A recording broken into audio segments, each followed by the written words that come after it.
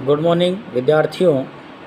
आज हम BCom second year जो हमारा क्लास का है उसमें मैं KC. Meena assistant professor government college Bandikui business administration subject में प्रबंध के सिद्धांत जो पेपर है उसमें आपके प्रबंध के सिद्धांत चैप्टर चल रहा था। प्रबंध के सिद्धांत के जो मीनिंग्स हैं आपने पढ़ लिए थे कि प्रबंध के सिद्धांत क्या हैं, और आपने प्रबंध के सिद्धांतों की प्रकृति के बारे में भी समझ लिया था, उसकी परिभाषा समझ ली थी।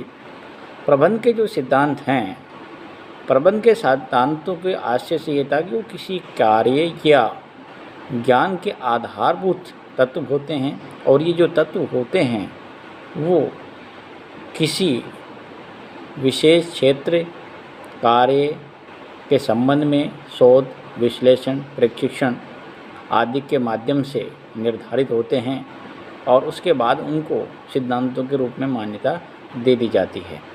विभिन्न प्रबंध शास्त्रियों ने अपने अपने ज्ञान और अनुभव के आधार पर, शोध के आधार पर उनको परिभाषित भी किया है। अब हम आज के हमारे इस अध्याय में, इस वीडियो के माध्यम से जो पढ़ेंगे वो है आपके प्रबंध के जो सिद्धांत है उनका महत्व क्या है। प्रबंध का जो सिद्धांत है इनका प्रबंधक के जीवन में और किसी यानी प्रत्येक क्षेत्र के जो संगठन उन सभी में महत्वपूर्ण वहाँ पर योगदान है। जिस प्रकार जो लैंप पोस्ट है उसमें जो कार्य होता है दूसरों को रोशनी दिखाने का, वही प्रबंध के सिद्धांतों कार्य एक प्रबंधक जो व्यक्ति होता है उसके जीवन में होता है।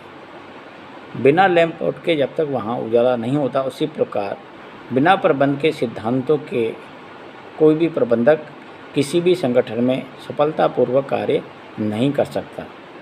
यानी यूँ कह सकते हैं कि प्रबंधक के जीवन में वहाँ पर प्रबंध के सिद्धांतों का महत्वपूर्ण योगदान है, और वह जो प्रबंधक होता है किसी भी संगठन की जो सफलता के लिए कार्य करता है, उसकी जो नीतियाँ होती है उनको सफलतम लागू करने के लिए, उनको क्रियान्वयन के लिए इन्हीं प्रबंध के सिद्धांतों का सहयोग लेता है। तो ये जो प्रबंध के सिद्धांत है, जिस प्रकार एक सिविल इंजीनियर है उसके लिए जो महत्व सामग्री शक्ति सारणी का होता है वही वहाँ पर एक प्रबंधक का होता है। यानी जब कोई सिविल इंजीनियर शक्ति सारणी के माध्यम से वहाँ पर अपने क्षेत्र में कार्य करेगा, उसी प्रकार जो प्रबंधक है इन प्रबंध के सिद्धांतों के आधार पर ही किसी संस्था द्वारा जो नीतियाँ बनाई गई है उनके सफल क्रियान्वयन के लिए काम करेगा। अब ये प्रबंध के जो क्षेत्र हैं विभिन्न प्रकार के हो सकते हैं, तो प्रबंध के सिद्धांत सभी क्षेत्रों में वहाँ पर अपना योगदान देते हैं, और ये योगदान क्या है, इनको किस प्रकार से इतना महत्वपूर्ण माना जाता है, उनके बारे में हम चर्चा करेंगे विस्तार से। सबसे पहला जो है कार्यकुशलता में वृद्धि। यानी जो प्रबंधक है वो इन सिद्धांतों के माध्यम से संस्था में जो कर्मचारी पदस्थ हैं उनकी कार्यकुशलता में वृद्धि करने के लिए वहाँ पर नीतियाँ बनाते हैं। क्योंकि जो श्रमिक हैं वो कुछ तो वहाँ पर क्या है अकुशल होते हैं, कुछ अर्धकुशल होते हैं और कुछ कुशल होते हैं। प्रबंध के इन सिद्धांतों के माध्यम से जो अकुशल और अर्धकुशल श्रमिक होते हैं उनको वहाँ पर क्या है प्रशिक्षण देकर कुशल किया जाता है, ताकि वह अपनी कार्यकुशलता से अधिक उत्पादन करने में सहयोग करें। दूसरा होता है सही दृष्टिकोण एवं कार्य प्रणाली के विकास में योगदान। प्रबंध के इन सिद्धांतों के माध्यम से जो संस्था में कार्यरत कर्मचारी हैं उनका सही दृष्टिकोण रखा जाता है, और उन सही दृष्टिकोण को बनाने में ये सिद्धांत सहयोग करते हैं। संस्था के जो लक्ष्य और जो नीतियाँ होती है, जो उनके उद्देश्य होते हैं, उनको प्राप्त करने में प्रबंधक इन सिद्धांतों के माध्यम से उन सभी कर्मचारियों का सही दृष्टिकोण बनाता है, और जो एक व्यवस्थित कार्य प्रणाली है उसको विकसित करने में योगदान देता है या उनको बनाए रखने में सहयोग करता है। प्रबंध के जो कार्य हैं उनकी जो प्रकृति है उनका स्पष्टीकरण भी किया जाता है इन प्रबंधकों के माध्यम से।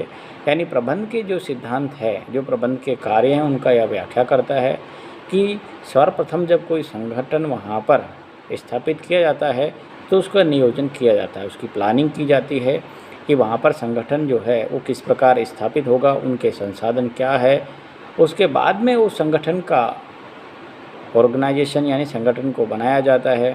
संगठन का निर्माण होने के पश्चात में उनको जो कर्मचारी हैं उनको निर्देश दिए जाते हैं कार्य के संबंध में, और निर्देश के पश्चात वे सभी संस्था के उद्देश्यों और लक्ष्यों और नीतियों के आधार पर कार्य कर रहे हैं, इनके संबंध में उन पर नियंत्रण करने का भी वहाँ पर कार्य किया जाता है।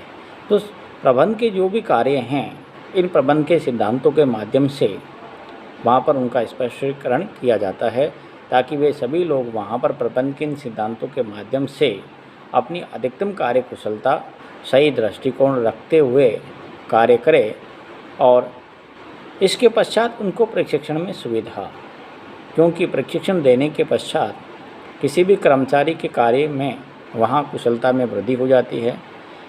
सर्वप्रथम किसी भी संगठन में जो कर्मचारी वहाँ पर अपॉइंटमेंट किया जाता है वो ज़्यादातर अकुशल होता है, और कुछ दूसरी जगहों से वहाँ पर स्थापित होते हैं, स्थानांतरण होकर वो अर्धकुशल होते हैं, पूर्ण दक्ष नहीं होते। तो उनकी कार्य कुशलता में वृद्धि करने के लिए उनको कार्य के संबंध में जो व्यक्ति जिस कार्य से संबंध है, उन व्यक्तियों को उस कार्य के संबंध में ही वहाँ पर प्रशिक्षण दिया जाता है।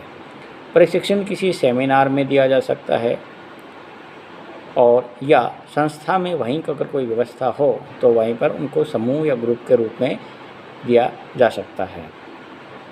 इसके बाद सामाजिक उद्देश्यों की पूर्ति। प्रबंध जो है वो समाज में वहाँ पर एक उत्तरदायित्व का भी कहाँ पर निर्वहन करता है। समाज के प्रति भी प्रबंध के जो हैं उनके वहाँ पर कुछ दायित्व बनते हैं। समाज के प्रति वो अच्छा वहाँ निर्माण करे, समाज में एक अच्छा मैसेज भेजे, समाज के प्रति उसका अच्छा दृष्टिकोण रहे। तो प्रबंध जो है, जो समाज में रहने वाले विभिन्न वर्ग के लोग हैं, उन सब को भी ध्यान में रखते हुए जो उनकी जिज्ञासा हैं, जो उनकी आवश्यकता हैं, उनको वह संतुष्ट करने के लिए पूरा प्रयास करता है। और जो अधिकतम जो उपलब्ध संसाधन है, उन संसाधनों का अधिकतम कार्य कुशलता से उपयोग करने के लिए प्रबंध जोर देता है, जिससे वहाँ पर समाज के जो विभिन्न लोग हैं उनके अधिकतम संतुष्टि हो, उनके इच्छाओं की पूर्ति हो, उनका जीवन स्तर जो है उनमें वृद्धि हो, और इसके परिणाम स्वरूप समाज में वहाँ पर उनके जो उद्देश्य होते हैं वो धीरे धीरे पूरे हो जाते हैं।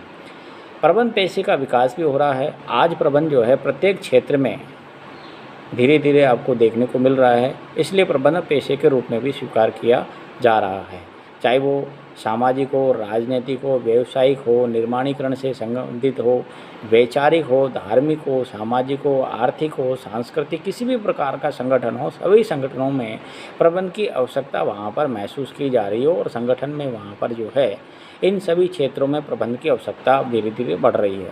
तो अब प्रबंध जो है पेशे के रूप में भी विकसित हो रहा है।